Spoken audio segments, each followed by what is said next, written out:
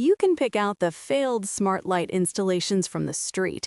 They're the ones sagging off the pergola 3 months in, flickering when someone opens the microwave, or just dark because the owner gave up fighting with the app.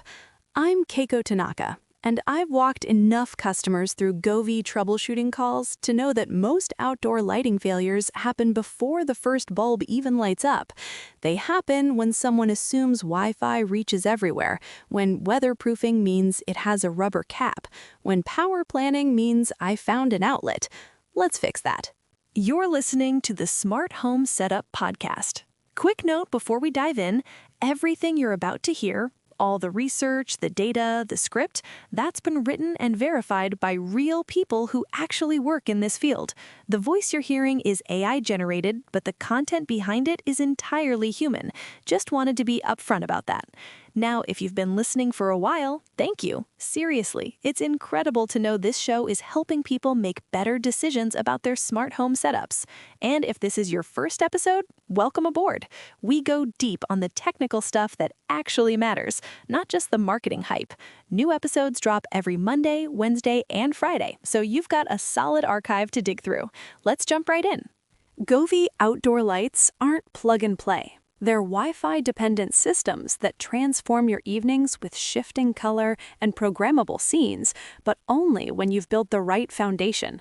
This isn't about following the quick start guide. It's about understanding the invisible architecture, signal paths, weather sealing rituals, power calculations that keep everything running through summer storms and winter freezes. Whether you're lighting a pergola or tracing your roofline, these preparations determine whether technology disappears into ambiance or becomes a constant source of frustration. Let's start with the infrastructure assessment you need to do before anything ships to your door. Govee operates exclusively on 2.4 GHz Wi-Fi. No Zigbee mesh, no thread resilience, no Z-Wave reliability. Every single bulb depends on a direct conversation with your router, which means interference from neighboring networks and physical barriers become your primary enemies. Map your 2.4 GHz coverage outdoors using something like Wi-Fi Analyzer before you buy anything. Signal strengths below -70 dBm at the installation point causes intermittent dropouts, especially during temperature swings when radio frequency propagation shifts. Stand exactly where the controller will mount, not just somewhere near the door. The difference matters. Identify physical obstructions between your router and the planned light path. Brick walls, metal siding, dense foliage, they all attenuate signal far more than interior drywall. A clear line of sight installation might show -50 dBm. That same distance through a stone chimney can drop to -85 and unreliable response times. Document your existing smart home protocol ecosystem to set realistic expectations. If you're running Zigbee, Z-Wave, or Thread networks, understand that Govee won't integrate into those mesh systems or benefit from their redundancy. Wi-Fi smart lights operate in isolation, unless you're using something like Home Assistant as a unifying controller. Verify that you've got GFCI outlet availability within 10 feet of the starting point. Govee controllers require outdoor-rated GFCI protection per NEC Article 210.8, and running extension cords through windows or under doors compromises both weatherproofing and electrical safety. Don't do it. Calculate total wattage draw for the planned installation length. Most Govee outdoor strings consume half a watt to 0.8 watts per bulb, so a 48 bulb string draws roughly 24 to 38 watts under full white output. If you're daisy chaining multiple strands, and some models support up to 3 sets, make sure the circuit can handle sustained load plus 20% overhead for power supply efficiency losses. Check for Wi-Fi extender compatibility if your coverage falls short. Not all mesh systems handle persistent IoT connections gracefully. Band steering features on dual-band routers often force 2.4 GHz devices onto 5 GHz networks momentarily, causing 5 to 15-second dropouts that interrupt color transitions mid-sequence. It's incredibly annoying to watch. Measure the physical installation path, including vertical drops and corner turns. Govee's bulb spacing is fixed, and trying to compress or stretch strings creates uneven visual rhythm.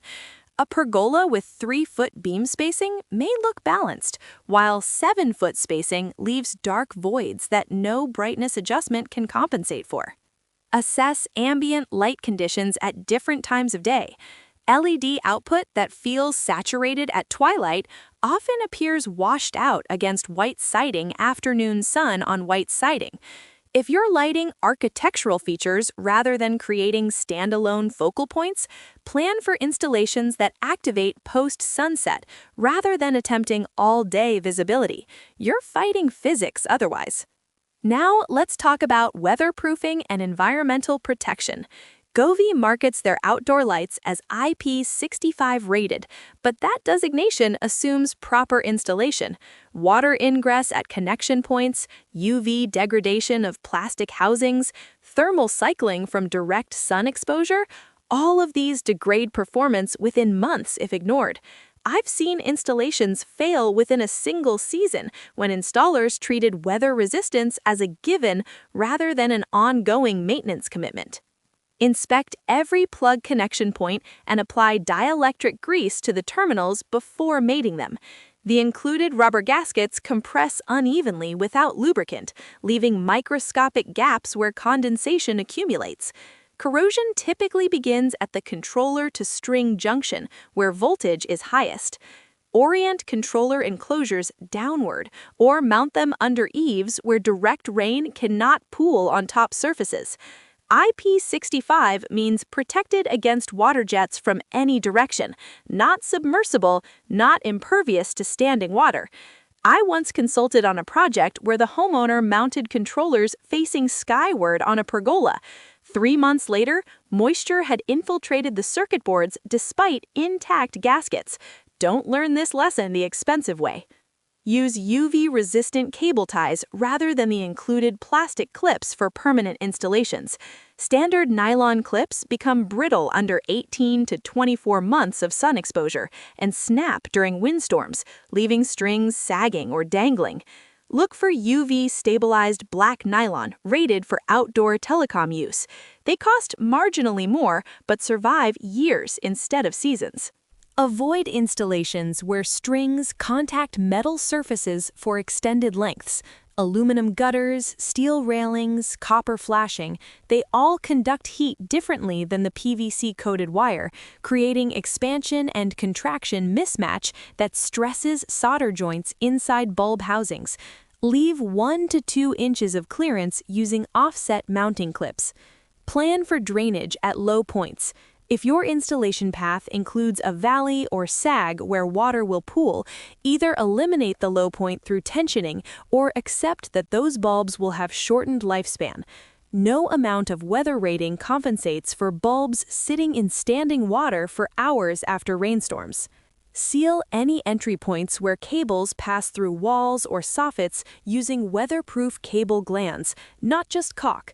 Silicone deteriorates under UV and temperature cycling within 2 to 3 years, while proper glands maintain compression regardless of thermal expansion.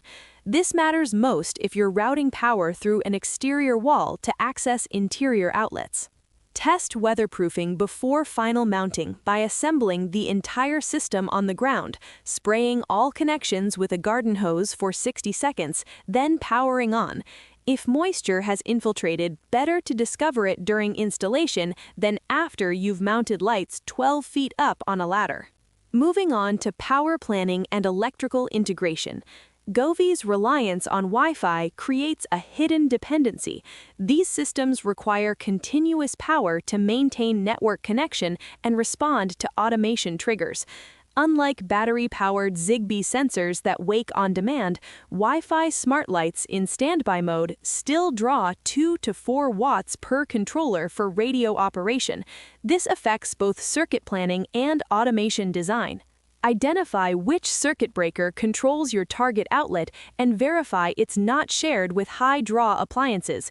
If your outdoor GFCI shares a circuit with a garage refrigerator or window AC unit, voltage sag during compressor startup can cause momentary dropouts that reset the Govee controller, wiping custom scenes and requiring app reconnection. Install a dedicated smart plug between the GFCI outlet and Govee controller if you want true off states for energy management.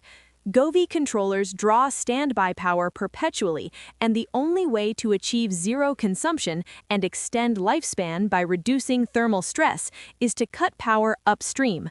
A weatherproof smart plug with energy monitoring also enables automation logic like, if solar production exceeds 500 watts, then enable outdoor lights. Map fallback behavior for Wi-Fi outages. When your router reboots or internet drops, Govee lights retain their last state but cannot respond to app commands or scheduled automations. If you're using lights for security presence simulation, this creates a visibility gap. Consider whether you need backup lighting on a separate circuit or accept that cloud-dependent devices go dark during network failures. Calculate voltage drop over cable runs if you're daisy-chaining multiple sets. Govee strings typically use 24-volt DC power, and voltage drop exceeds 5% over runs longer than 60 feet at rated current. This manifests as dimmer bulbs at the far end and color temperature shift. Whites appear more amber.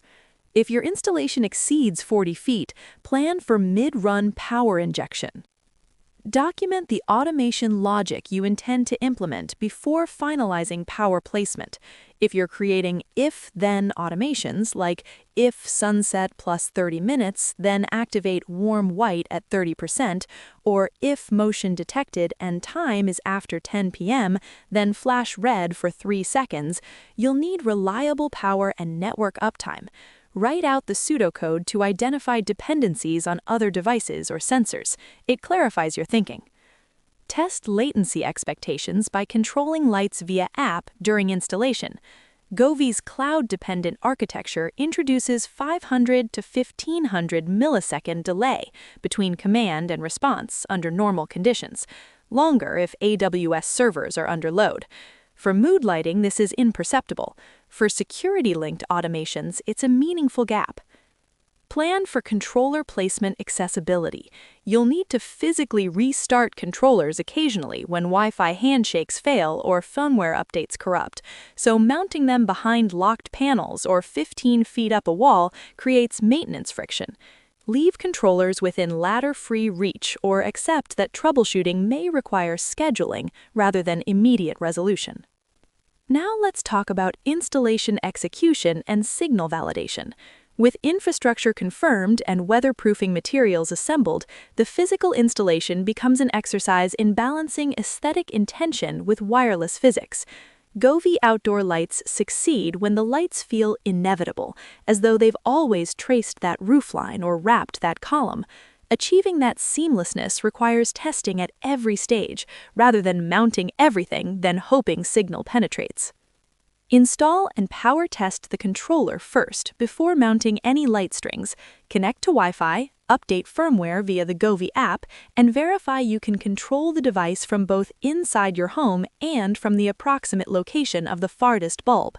If signal is marginal, this is the moment to relocate the controller or add a Wi-Fi extender, not after 50 clips are securing cable to fascia.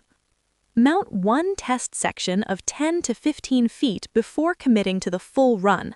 Observe how the bulb spacing interacts with architectural features, whether the cable color disappears against your siding or creates visible lines, and how the light spill affects adjacent windows. I've watched homeowners mount entire 48-foot strings only to realize the warm glow they imagined became harsh glare reflecting off white trim. Use mounting hardware that disappears. Clear plastic clips blend into most surfaces better than black or white alternatives, and placing clips on the shadow side of beams, underneath rather than on top, behind rather than in front, renders them nearly invisible from ground-level viewing angles.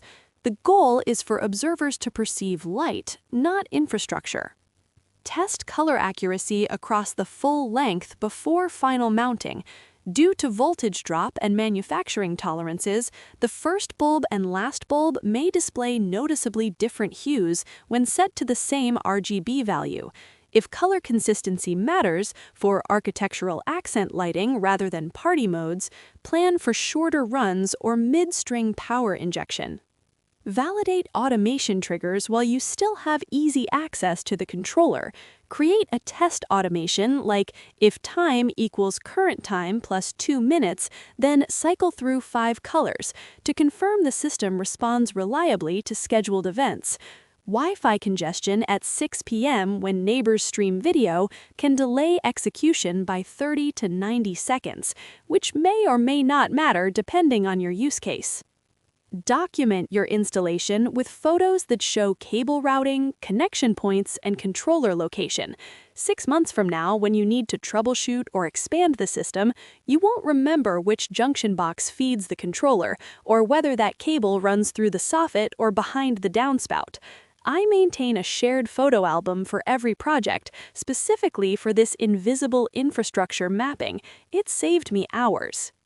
Configure fallback scenes within the Govee app that provide acceptable default lighting if automations fail. A warm white at 40% scene set as default means that even if Wi-Fi drops or your home automation platform crashes, outdoor spaces remain usable rather than plunging into darkness or stuck on last year's Christmas red and green. Test physical durability by gently tugging mounted strings to verify clips hold under wind load.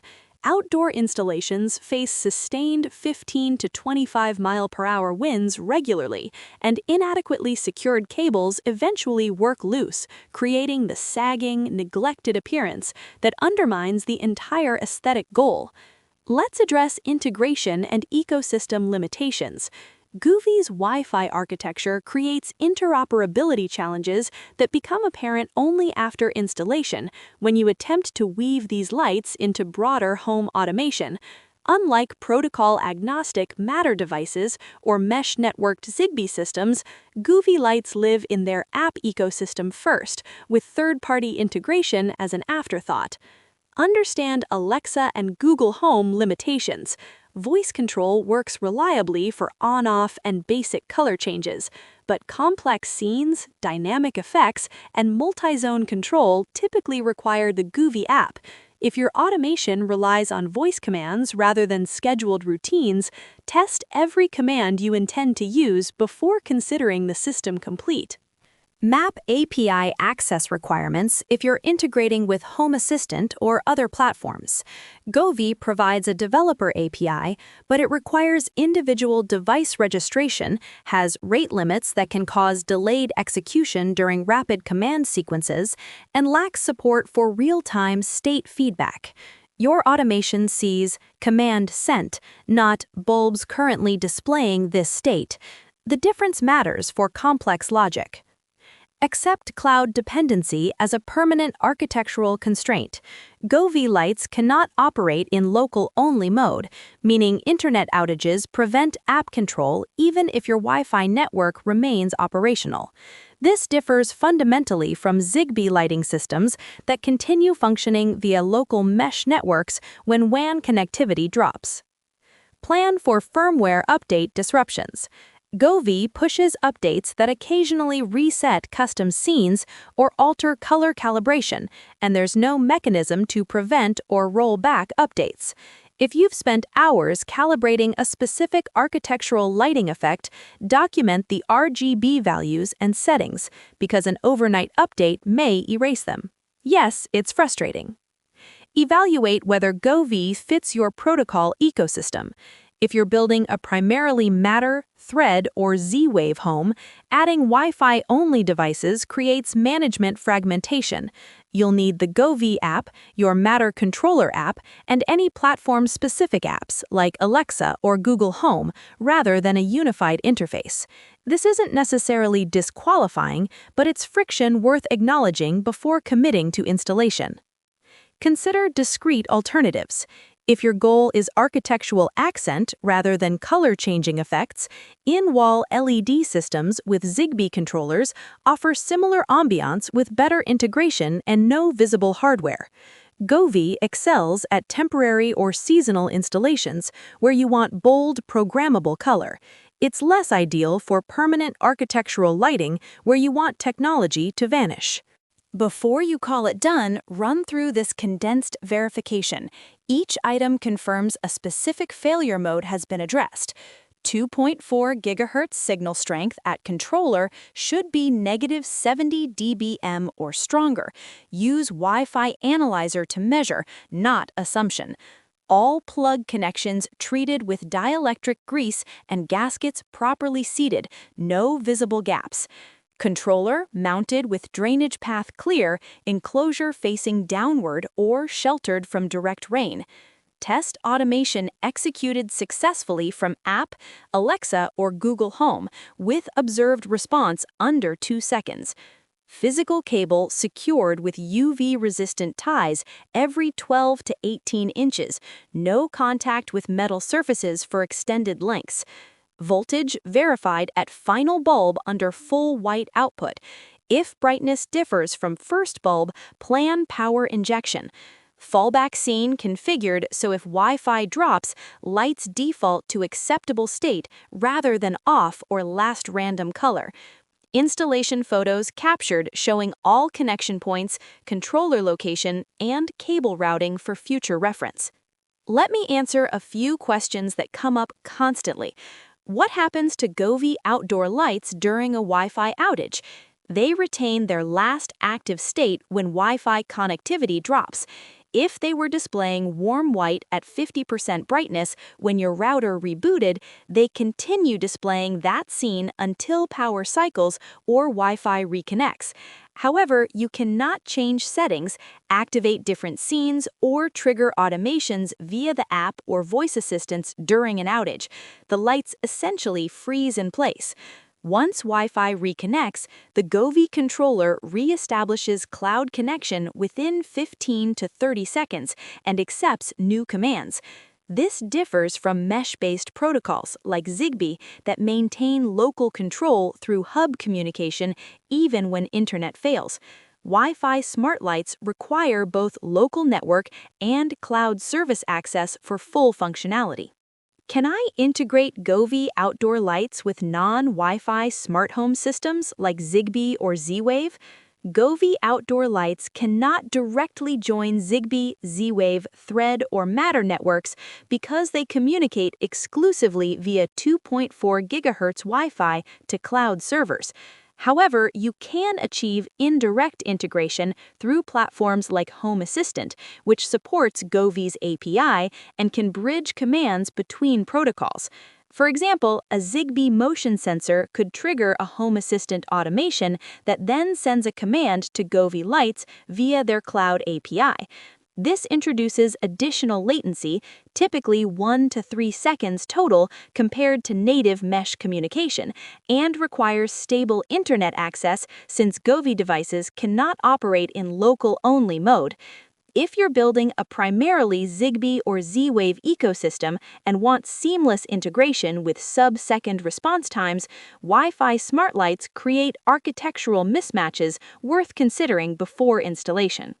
How do I troubleshoot Govee outdoor lights that keep disconnecting from Wi-Fi?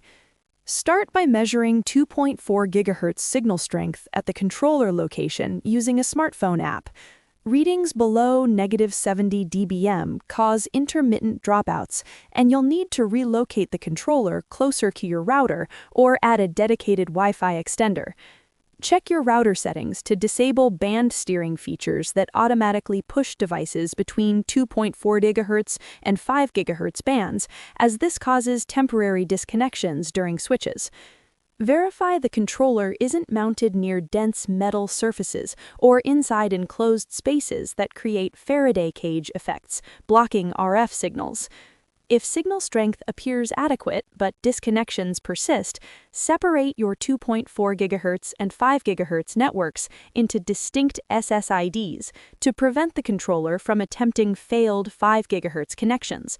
Power cycle both your router and the Govee controller, then reconnect. Firmware updates occasionally corrupt Wi-Fi credentials, requiring fresh authentication. As a last resort, inspect all weatherproof connections for moisture infiltration that can degrade antenna performance inside the controller enclosure. Govee outdoor lights installation reveals the tension between spectacle and infrastructure. The RGB gradients washing across your garden exist only because invisible Wi-Fi signals thread through walls, because voltage calculations balanced load across circuits, because weatherproofing rituals sealed moisture from terminals. When executed with attention to these hidden dependencies, the technology recedes and ambiance remains. The pergola that shifts from amber to violet as dinner stretches into evening, the architectural lines traced in light that feel as permanent as the structure itself. But skip the signal testing, ignore voltage drop, or assume weather resistance without verification, and you'll spend more time troubleshooting than enjoying the spaces these lights were meant to transform. The checklist above isn't perfectionism, it's the difference between technology that enhances atmosphere and technology that becomes the atmosphere, demanding attention rather than disappearing into experience. That wraps up this episode of the Smart Home Setup Podcast. Thanks for listening all the way through. New episodes come out every Monday, Wednesday, and Friday, so you'll always have something fresh to dive into. If this episode helped you out, I'd genuinely appreciate it if you could leave a 5-star rating and write a quick review. I know everyone asks for that, but it actually matters. It's how other people who are searching for real smart home advice find the show, instead of getting buried in all this sponsored fluff out there. And if you haven't already, hit subscribe or follow so you get notified the second a new episode drops. See you next time.